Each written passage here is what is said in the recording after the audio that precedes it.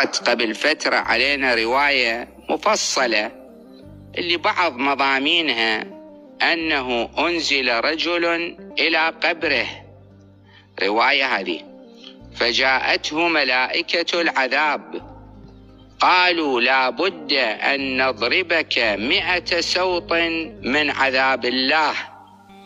قال لا طاقة لي عليها.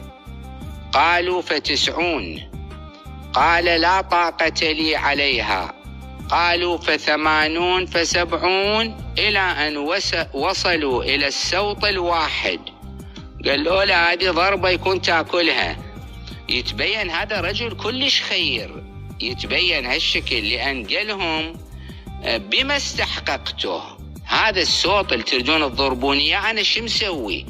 يعني مبين رجل ملتزم اللي قاعد يسأل أنا شنو الذنب اللي مسوي.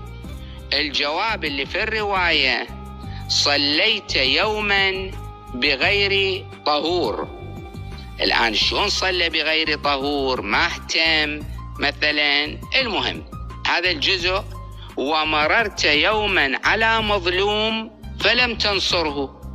شوف واحد مظلوم وتقدر تنصره، تقدر تتكلم، قول كلمتين، لا تظل ساكت.